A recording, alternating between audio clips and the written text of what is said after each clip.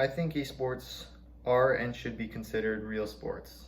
In this speech, I'll try and provide evidence showing the similarities between esports and traditional sports. If we look up the definition of sport on Google, we get an activity involving physical exertion and skill in which an individual or team competes against another or others for entertainment. That's Oxford Language Dictionary. I want to look at the first point of that definition. Does esports, or competitive gaming, involve physical exertion? When talking to peers, most people would say no, that playing video games competitively doesn't involve any physical activity. Most people, when they think of someone playing video games, probably imagine someone sitting on their butt being lazy. And for some, this may be true, if you're like me and you only play video games for fun and a pastime.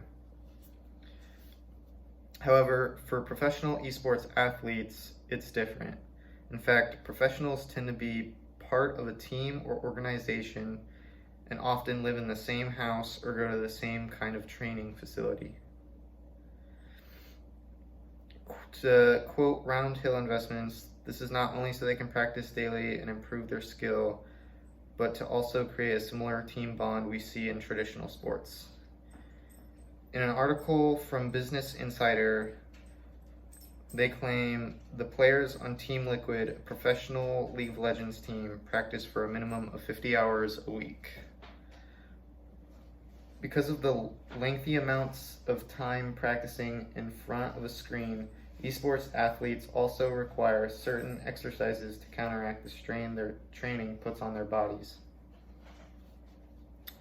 There was a study conducted at the German Sports University and an article by Duschwell in which Professor Ingo Frobose says the esports athletes achieve up to 400 movements on the keyboard and mouse per minute. That's 4 times as much as the average person, which uses various parts of the brain at the same time. And in the same article by Duschwell, Frobose also states it's a level of strain that the scientists had never observed in any other sport.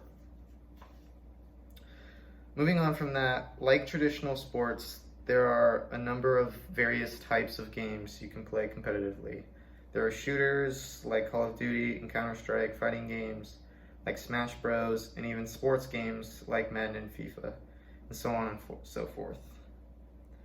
There are leagues dedicated to competing at these games that play in big tournaments. And esports tournaments get a lot of spectators too. The 2019 League of Legends World Championship Finals had over 100 million viewers from around the world. That's more than the 2019 Super Bowl, which only had 98.2 million.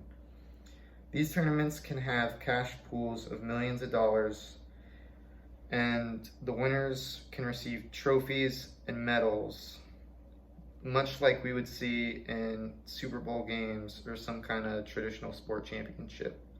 There's a lot at stake for esports players. Like traditional sports, esports are like traditional sports in many ways, and it's quickly growing larger than some traditional sports. Esports has already made its way onto national television, being on ESPN. And according to Gamer World News Entertainment, the International Olympic Committee is considering adding esports to be a part of the 2024 Summer Olympics in an attempt to bring in a younger audience.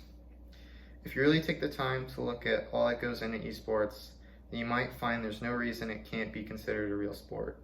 In its own way, it meets all the requirements of the dictionary definition.